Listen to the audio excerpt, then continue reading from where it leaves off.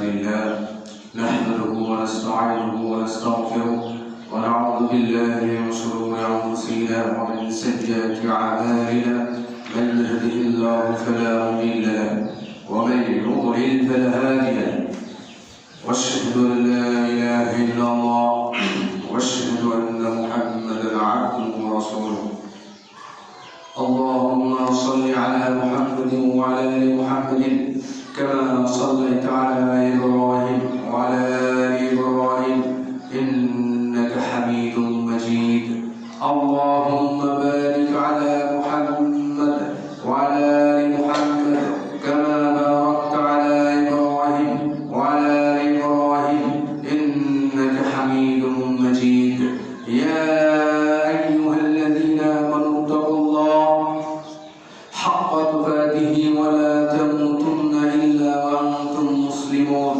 يا أيها الناس اتقوا ربكم الذي خلقكم من نفس واحدة وخلق منها زوجها وبث منهما رجالا كثيرا ونساء واتقوا الله الذي تساءلون به والأرحام إن الله كان عليكم رقيبا أما بعد فيا أيها الحاضرين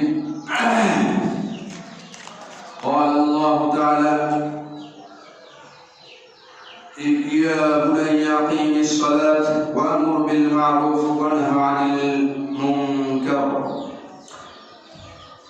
সকল প্রশংসা মহান রব্বুল আলামিনের জন্য সালাত এবং সালাম বর্ষিত হোক রাসূল সাল্লাল্লাহু আলাইহি ওয়াসাল্লামের উপর যার দেখানো পথ ছাড়া কারণে মুক্তি সম্ভব নয় আর তিনি এমন একটা রাস্তা দেখিয়ে গেছেন যে রাস্তাতে কোনো বক্রতা নেই কোনো কঠোরতা নেই তো আল্লাহ তাআলা আমাদেরকে সেই রাস্তা অনুসরণ করার তৌফিক দান করুন আমিন গত জুমায় আমরা আলোচনা করতেছিলাম লুকমান আলাইহিস সালামের উপদেশসমূহ লুকমান আলাইহিস সালাম সন্তানকে যে উপদেশ দিয়েছেন সেই উপদেশটা তিনি মোট 11টা উপদেশ তার সন্তানকে দিয়েছেন আমরা চতুর্থ পর্যন্ত আলোচনা করেছিলাম তো আমরা কোরআনুল কারীম থেকে আরো কিছু যেরকম ইয়াকুব আলাইহিস সালাম উপদেশ দিয়েছেন তার সন্তানকে নূহ আলাইহিস সালাম তার সন্তানকে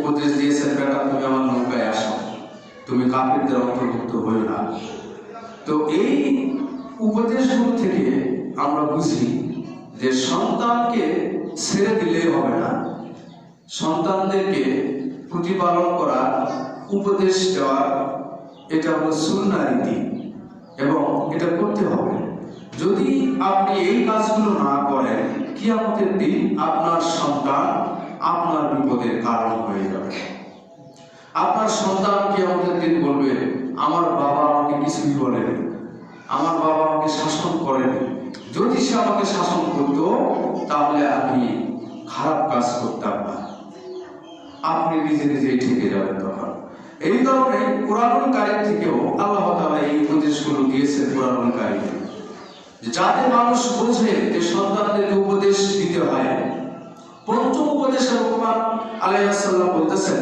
ইয়া বুনাইয়া আকিমিস সালাত হে আমার সন্তান তুমি সালাত প্রতিষ্ঠা করবে তুমি সালাত প্রতিষ্ঠা করবে আমরা তো আমাদের সন্তানদেরকে গরু ছাগলের মতো অনেক সময় ছেড়ে দিয়ে রাখি ছেলে বড় হয়েছে এখন বোঝে ছেলের বুঝশক্তি হয়েছে ভালো মন্দ সে বোঝা শিখছে সে কি করবে না করবে সেটা তার বিষয় এই কথা বললে বিপদ রাসূলুল্লাহ সাল্লাল্লাহু আলাইহি ওয়াসাল্লাম বলেন যদি সন্তানের বয়স 7 বছর হয়ে যায় তাহলে সন্তানকে সালাতের উপদেশ দাও আর যদি 10 বছর হয়ে যায় তাহলে সন্তানকে প্রভাব করো তাহলে সালাতের জন্য শুধু উপদেশ দিয়ে ক্ষান্ত না পৃথিবীতে কোন শাস্তি এরকম আছে কিনা যে পাবলিকের হাতে ছেড়ে দেওয়া হয়েছে পাবলিক বিচার করবে আপনার সন্তান হলেই আপনার মারার অধিকার নেই আপনার সন্তান চুরি করলে তার হাত আপনি কেটে দিতে পারেন না আপনার সন্তান জিনা করলে রজম আপনি করতে পারেন না আপনার সন্তান একজনকে হত্যা করলেই আপনার সন্তানকে আপনি হত্যা করতে পারেন না কারণ সেও আল্লাহর বান্দা, তারও বিচার পাওয়ার অধিকার আছে। কিন্তু সালাতের ক্ষেত্রে রাসূলুল্লাহ সাল্লাল্লাহু আলাইহি ওয়াসাল্লাম বললেন যে 7 বছর বয়সের উপদেশটা বেটা সালাত আদায় করতে হয়, আর যখন 10 বছর বয়স হয়ে যাবে তখন তুমি তোমার সন্তানকে প্রহার করো। এটা হলো সালাতের ক্ষেত্রে শুধু। রাসূলুল্লাহ সাল্লাল্লাহু আলাইহি ওয়াসাল্লাম আরো কঠিন হুঁশিয়ারি দিয়েছেন, যদি কেউ সালাত আদায় না করে তাহলে তার হাসর নাসর হবে হামান, ফিরাউন, কারুন এদের সঙ্গে। কিয়ামতের দিন হামান, কারুন এদের সঙ্গে হবে তার, উমাইয়া বিন খালদ এদের সঙ্গে হবে তার হাসর নাসর। তার যে সওয়াল জবাব, তার যে জবাবদিহিতা, সেটা হবে সেই কাফিরদের সঙ্গে যারা পৃথিবীতে বিখ্যাত কাফির হিসেবে পরিগণিত। আপনি দেখুন আপনার হাসর কার সঙ্গে হবে। আপনি যদি চান যে আপনার হাসর মুমিনদের সঙ্গে হোক, তাহলে আপনি সালাত আদায় করবেন, আপনার সন্তানকে সালাতের উপদেশ দেবেন। তারপরে ষষ্ঠ উপদেশে লুকমান আলাইহিস সালাম বলতেছেন, ওয়ামুর বিল মারুফ ওয়া নাহি আনিল মুনকার, হে বেটা তুমি সৎ কাজে আদেশ করবে আর অসৎ কাজে নিষেধ করবে। এটা সুদূর প্রসারী একটা কথা। এই ছোট্ট কথার মধ্যে দুনিয়ার সকল আদেশ নিষেধ নিহিত আছে। এই ছোট্ট কথার মধ্যেই দুনিয়ার যত কাজ সব আছে। ওয়ামুর বিল মারুফ ওয়া নাহি আনিল মুনকার, তুমি সৎ কাজের আদেশ দিবে আর অসৎ কাজ থেকে নিষেধ করবে। কোরআনুল কারীম শরীয়ত যে কাজগুলোকে নিষেধ করেছেন সেই কাজগুলোই খারাপ কাজ। মানুষের দৃষ্টিতে সেটা যতই ভালো হোক, শরীয়ত যেটাকে নিষিদ্ধ করেছেন সেই কাজটাই খারাপ কাজ। এক কথায় শরীয়ত যেটাকে জায়েজ করেছেন, মানুষ তার কল্পনা শক্তি দিয়ে সেটাকে যতই খারাপ মনে করুক, সেই কাজটা কখনোই খারাপ হবে না। যেরকম কুরবানি আসলে আমরা দেখি কিছু মানুষের মাথায় পোকা ঢুকে যায়, তারা লেখালেখি শুরু করে দেয়, এত জীব হত্যা, এত গরু জবাই, ছাগল জবাই, এত মুখ জবাই, এটা পাশবিক একটা কাজ, এই কাজটা ভালো না, এটা খারাপ কাজ, পশু হত্যা করা খারাপ কাজ। একদল মানুষ লেখালেখি শুরু করেন। আর একদল বলেন যে ঠিক আছে পশু জবাই করবে যখন, এত টাকা নষ্ট করার কি দরকার, আপনারা মোরগ জবাই করলেই পারেন, একটা মুরগি জবাই করলেই পারেন, কুরবানি হয়ে যায়। তারা একটা জাল হাদিস নিয়ে আসেন আলী রাদিয়াল্লাহু আনহুর নাম দিয়ে, যে হাদিসটা সহিহ না। তারা বলে থাকে আলী রাদিয়াল্লাহু আনহু একটা মোরগ জবাই করেছিলেন কুরবানির দিন। এই হাদিসটি একেবারে জাল বানোয়াট কথা। এই যুক্তিগুলো তারা দিয়ে থাকে, কিন্তু তারা দেখতেছে না এই ভাস্কর্যের নামে, এই মূর্তির নামে কত কোটি কোটি টাকা নষ্ট হয়ে যাচ্ছে। এই মূর্তি কি করবে? আপনার কোনো উপকার, কোনো ক্ষতি করতে পারবে? কিচ্ছু করতে পারবে না। অন্যান্য ধর্মে লক্ষ লক্ষ টাকা দিয়ে মূর্তি বানানোর পরে সেটা আবার পানিতে ডুবানো হচ্ছে। আর মুসলিমরা যে অনুষ্ঠানই পালন করে থাকুক না কেন, সেখানে গরিবদের একটা হক আছে। মুসলিমরা যে অনুষ্ঠানই পালন করে থাকুক তার মধ্যে গরিবের একটা হক আছে, গরিবরা সেটাতে অংশগ্রহণ করতে পারে। কুরবানির মাংস একাকি কেউ খায় না, কেউ খায় না, কেউ কম দেয়, কেউ বেশি দেয়। নিজের টাকা দিয়ে নিজে গরু কিনে জবাই করে সেই মাংস বিলি করা, এটা কি উদার মন মানসিকতা না? অনেক মানুষ সারা বছর একটা বার গরুর মাংস দিতে পারে না।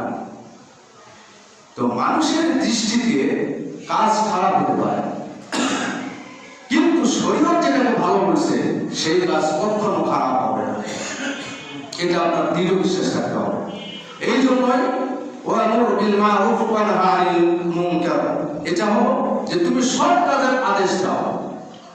শরীয়ত যেটাকে ভালো বলেছে সেই কাজে তুমি আদেশ দাও, আর শরীয়ত যেটাকে খারাপ বলেছে সেই কাজ থেকে নিষেধ করো। এই জন্যই রাসূলুল্লাহ সাল্লাল্লাহু আলাইহি ওয়াসাল্লাম বলেছেন, মান রাআ মুনকারান ফালিয়ুগাইয়িরহু বিয়াদিহি ফাইন লাম ইসতাতি' ফাবিলিসানিহি ফাইন লাম ইসতাতি' ফাবিকলবিহি ওয়া আলা রাসিল ঈমান। যখন মানুষ কোনো খারাপ কাজ করতে দেখবে, যদি তার ক্ষমতার মধ্যে হয়ে থাকে তাহলে সেটাকে ভেঙে তছনছ করে দেবে। যদি তার ক্ষমতার মধ্যে না হয়ে থাকে সে কথার দ্বারা তাহলে নিষেধ করবে যে তোমরা এই কাজটা করো না, এই কাজটা খারাপ কাজ, এই কাজ করলে গুনাহ হয়, এই কাজটা করো না। আর যদি তার একেবারে সাধ্যাতীত হয়ে যায়, একেবারে সাধ্যাতীত হয়ে যায়, সে আর কিছুই করতে পারতেছে না, অন্তত অন্তর থেকে আপনাকে ঘৃণা করতে হবে। এটাই হলো সবচেয়ে দুর্বলতম ঈমানের পরিচয়। আপনি যদি এতটুকু না করেন তাহলে আপনি মুমিন হতে পারেন না। যে কোনো খারাপ কাজ, যে কোনো খারাপ কাজকে সহযোগিতা করলে আপনার আমলনামায় ততটুকুই পাপ লেখা হয়ে থাকে। ওই খারাপ কাজ করার কারণে যে পাপ হয়েছে ততটুকু পাপ আপনার আমলনামায় লেখা হয়ে থাকে। যেরকম যদি কোনো ব্যক্তি সুদ খায়, যদি কোনো ব্যক্তি সুদ খায়, যে ব্যক্তি সুদ লেখে, যে ব্যক্তি বলে দেয় যে অমুক সমিতি সুদ দেয়, যে ব্যক্তি রাস্তা দেখে দেয় যে ওই সমিতিতে যাওয়ার জন্য এই রাস্তা দিয়ে যেতে হয়, এরকমের 10টা ব্যক্তি একই পাবে পাবে। সুদ খেয়ে যা পাপ করলো, সুদ দিয়ে যা পাপ করলো, যে রাস্তা দেখিয়ে দিছে, যে লিখেছে, যে সাক্ষী ছিল, এইরকমের 10 প্রকারের লোক পাবে। এই জন্যই শরীয়ত যেটাকে খারাপ বলেছেন সেটাকে খারাপ হিসেবেই জানতে হবে, শরীয়ত যেটাকে ভালো বলেছেন সেটাকে ভালো হিসেবে আপনাকে জানতে হবে। যদি কেউ কোনো খারাপ কাজে সহযোগিতা করে তাহলে সম পরিমাণে পাপ সে পাবে। পক্ষান্তরে যদি কেউ ভালো কাজে সহযোগিতা করে তাহলে সে ব্যক্তি ভালো কাজের সওয়াবটাও পেয়ে যাবে।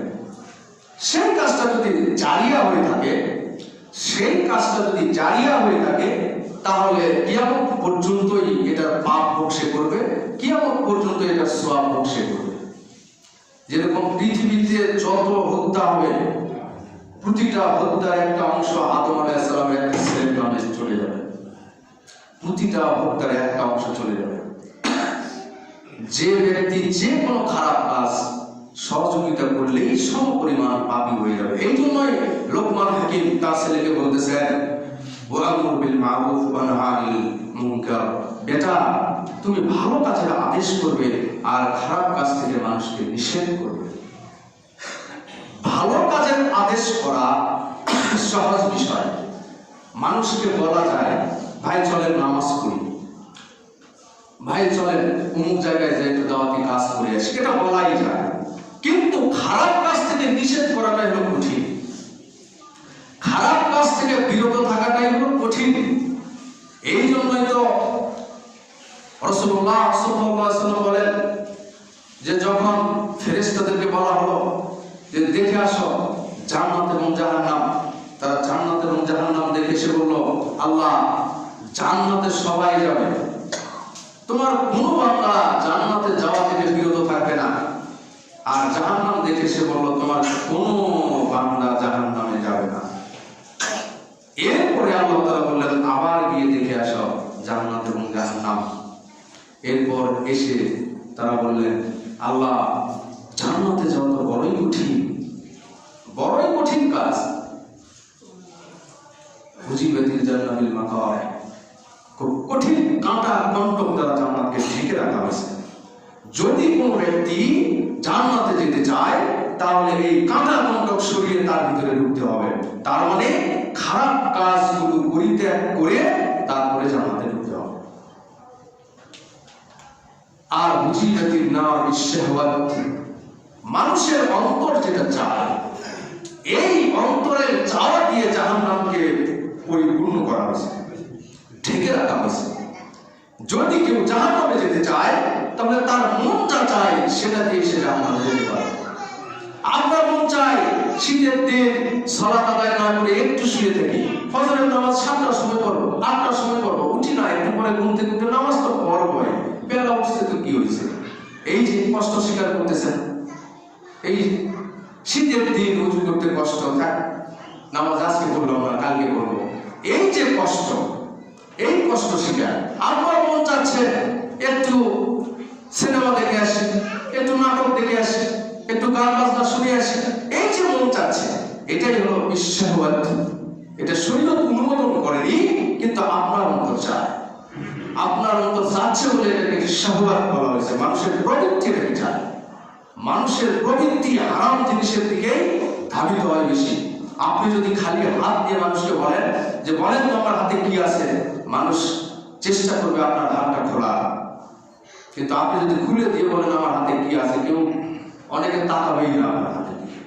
মানুষের অন্তর চায় নিষিদ্ধ জিনিসটাকে উন্মুক্ত করতে, এটাকেই বলা হয় শাহওয়াত। এটাই মানুষের প্রবৃত্তি। এই কথাই লোকমান হাকিম তার ছেলেকে বলতেছে, বেটা তুমি মানুষকে ভালো কাজের আদেশ দেবে, কিন্তু পক্ষান্তরে আদেশ দিয়ে খেতে হবে না, মন্দ কাজ থেকে মানুষকে বিরত থাকার নসিহত তুমি করবে। একটা করেই তুমি খেতে হবে না। ভালো কাজের আদেশ দেওয়া দুনিয়াতে সবচেয়ে সহজ কাজ, সবচেয়ে সহজ কাজ। চলেন ভাই নামাজ পড়ে আসি, হিন্দু ভাইকে গিয়ে বললেন ভাই ইসলাম গ্রহণ করেন, শেষ হয়েছে, আর কিছুই না, আর কিছুই না। কিন্তু একজন মুসলিম খারাপ কাজ করতেছে, সেখান থেকে আপনি বিরত রাখবেন, তাকে বলবেন। এই জন্যই তো রাসূল সাল্লাল্লাহু আলাইহি ওয়াসাল্লাম বললেন মান রাআ মুনকারান ফালিয়ুগাইয়িরহু বিয়াদিহি ফাইন লাম ইসতাতি ফাবি লিসানিহি ফাইন লাম ইসতাতি ফাবি কলবিহি ওয়া আদাতুল ঈমান। এই হাদিসটা এই জন্যই উল্লেখ করেছেন রাসূল সাল্লাল্লাহু আলাইহি ওয়াসাল্লাম, যেহেতু খারাপ কাজ থেকে বিরত রাখাটা খুবই কঠিন। এই জন্য রাসূল সাল্লাল্লাহু আলাইহি ওয়াসাল্লাম বললেন তুমি যদি পারো খারাপ কাজ যদি দেখো, তাহলে সেটাকে তুমি বন্ধ করে দাও, হাত দিয়ে, মানে ক্ষমতা দিয়ে ভেঙে ফেলো। তুমি আপনার ছেলের হাতে মোবাইল আছে, সে খারাপ কিছু দেখে হাত থেকে একেবারে ভেঙে ফেলে, বেটা কাল থেকে তুমি মোবাইল ধরতে পারবে না, তোমার খবর আছে। এটাকে বলে ক্ষমতা। যদি এটা না পারে, যদি আপনি তার গণ্ডির বাইরে, তাহলে আপনি তাকে মুখ দিয়ে বলেন বাবা এই কাজ করতে হয় না, এই কাজ খারাপ কাজ। আপনি তো আর সমাজ বা রাষ্ট্রের সব দায়িত্ব নিয়ে বসে নেন। সরকার ভাস্কর্য বানাচ্ছে, মূর্তি বানাচ্ছে, আপনি তো সেখানে গিয়ে ভেঙে দিতে পারেন, বিশৃঙ্খলা দেখা দেবে। সরকারকে উপদেশ দেয় এটা খারাপ কাজ, যদি সরকার না মানে কিয়ামতের দিন আপনার টাকা আমার টাকা ট্যাক্সের টাকা ওখানে আছে, কিয়ামতের দিন আপনাকে জবাব দিতে হবে, সরকারকে অবশ্যই জবাব দিতে হবে, কারণ এক টাকা দিয়ে নয়। এতটুকু আমরা বলে দিচ্ছি, এখন সরকার শুনতেছে না, তাহলে কি করবো? অন্তর থেকে এটাকে ঘৃণা করো। এটাই হলো আদাফুল ঈমান, সবচেয়ে মুমিনের পরিচয়। আমরা ঘৃণা করবো, মূর্তি আমরা পছন্দ করি না, এটা রাসূল সাল্লাল্লাহু আলাইহি ওয়াসাল্লামের নির্দেশ না। ইসলামের মূর্তিকে পছন্দ করা যায় না, এটাই হলো আদাফুল ঈমান। এতটুকু যদি না করেন, এতটুকু যদি না করেন, তাহলে ঈমান বলে কিছু আর থাকে না। তারপরে লোকমান হাকিম তার ছেলেকে বলতেছেন ওয়াসবির আলা মা আসাবাকা, তুমি ধৈর্য ধারণ করো তার ক্ষেত্রে যে তোমাকে কষ্ট দেবে। সুবহানাল্লাহ, কত বড় কথা! তুমি ধৈর্য ধরো যে তোমাকে কষ্ট দেয়। এই হাদিসের ব্যাখ্যা, এই কুরআন কারীমের আয়াতের ব্যাখ্যা হাদিসে অনেক আসছে। তার মধ্যে একটা কথা বলি, রাসূলুল্লাহ সাল্লাল্লাহু আলাইহি ওয়াসাল্লাম আত্মীয়তার সম্পর্ক রক্ষা করতে বলেছেন। আল কাতিউন লা ইয়াদখুলুল জান্নাহ, যারা আত্মীয়তার সম্পর্ক ছিন্ন করে তারা জান্নাতে যাবে না। তো এক সাহাবা বললেন ইয়া রাসূলুল্লাহ সাল্লাল্লাহু আলাইহি ওয়াসাল্লাম, আমার ভাই আমাকে খুব কষ্ট দেয়, আমি তার সঙ্গে কি ব্যবহার করব? রাসূলুল্লাহ সাল্লাল্লাহু আলাইহি ওয়াসাল্লাম বললেন এটাই তো আত্মীয়তার সম্পর্ক রক্ষা করা বলে। যে তোমাকে কষ্ট দেয় তার সাথে তুমি ভালো ব্যবহার করবে, আর সে ভালো ব্যবহার করে তুমিও ভালো ব্যবহার করো, এটা কি আত্মীয়তার সম্পর্ক রক্ষা করা বলে না?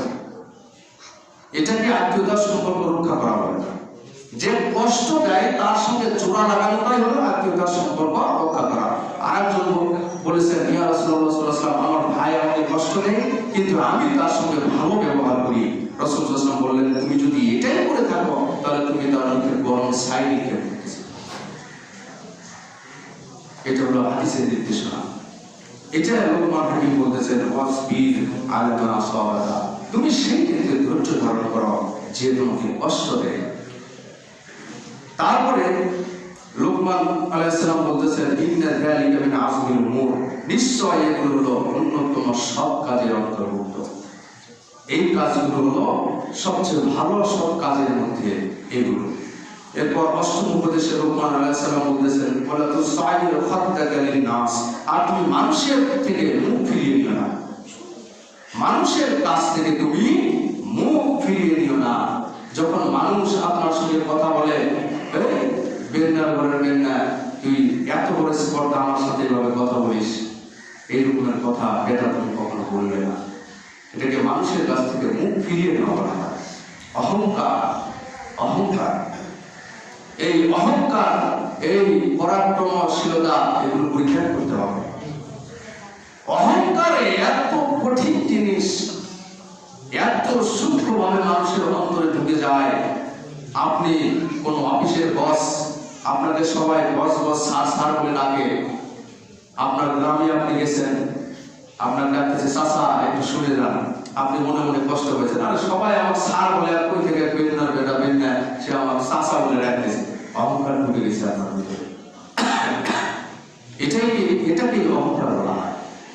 তো অহংকার, এই অহংকার যেন তোমার ভিতরে না ঢোকে, তুমি মানুষের কাছ থেকে মুখ ফিরিয়ে নেবে না। এটা লোকমান আলাইহিস সালাম তার ছেলেকে বলতেছেন। এই উপদেশগুলো এত দামি হওয়ার কারণেই আল্লাহ তাআলা কুরআনুল কারীমে উল্লেখ করেছেন। কুরআনুল কারীমে যে কথা ভালোভাবে উল্লেখ করা হয়, তার চেয়ে উত্তম কথা হতে পারে না। কুরআনুল কারীমে যেটা নিকৃষ্ট উল্লেখ করা হয়, তার চেয়ে নিকৃষ্ট আর কিছু হতে পারে না। এই কথাগুলো ভালো হিসেবে আল্লাহ তাআলা উল্লেখ করেছেন। রাসূলুল্লাহ সাল্লাল্লাহু আলাইহি ওয়াসাল্লাম বলেন, তুমি তোমার ভাইয়ের সঙ্গে যে হাসি মুখে কথা বলো, এটাও সাদাকা। সুবহানাল্লাহ।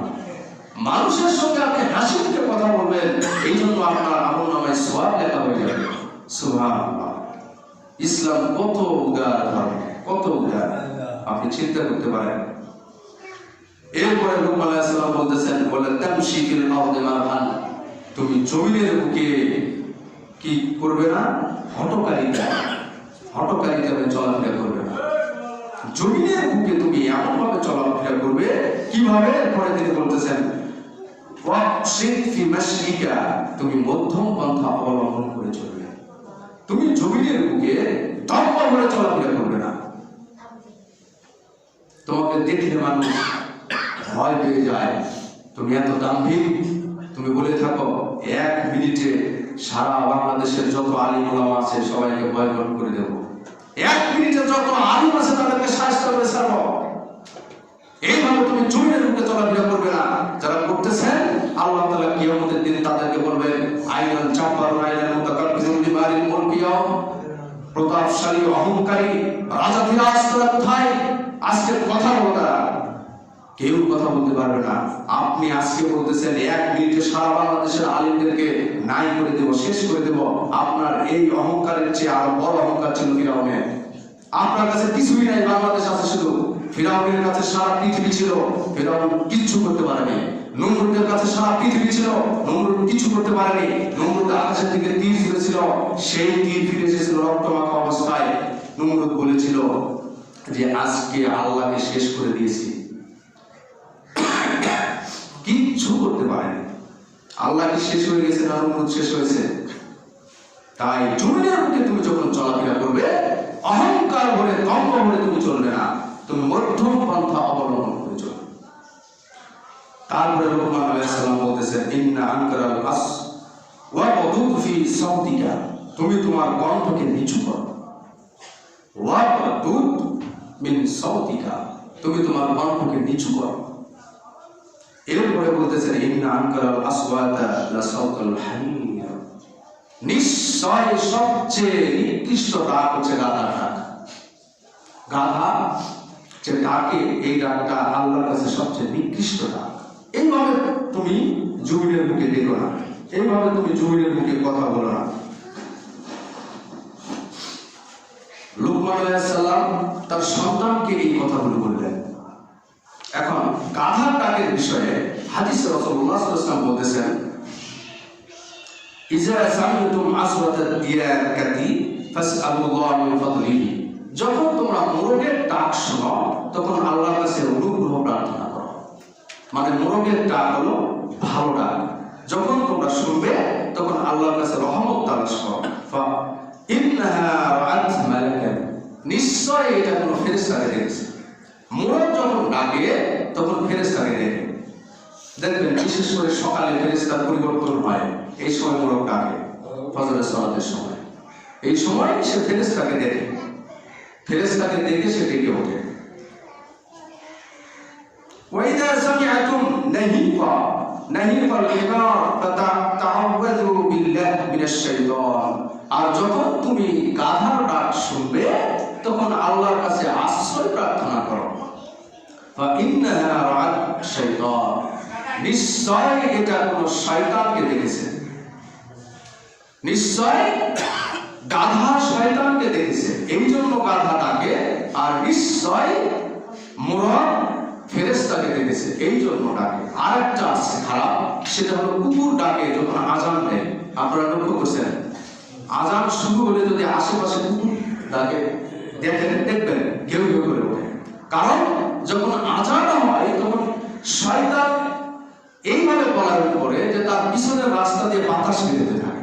রাসূল সাল্লাল্লাহু আলাইহি ওয়াসাল্লাম বললেন সে বায়ু ছাড়তে ছাড়তে বলার উপরে, আর কুকুর যখন দেখে সে কুকুরের ভিতরে ঢুকে যায়, কুকুরের ভিতরে আশ্রয় নেয় শয়তান। এই শয়তান আশ্রয় নেওয়ার কারণে কুকুর ঘেউ ঘেউ করে ওঠে। দেখবেন আজান শুরু হলে কুকুর ডাকা শুরু করে দিচ্ছে। আর আজানের শব্দ যত দূর পর্যন্ত যায় তত দূর পর্যন্ত শয়তান থাকে না। আজান শেষ হয়ে গেলে সে আবার ফিরে আসে। এই কারণে আপনারা সাধারণ একটা চিন্তা করে দেখেন, আমাদের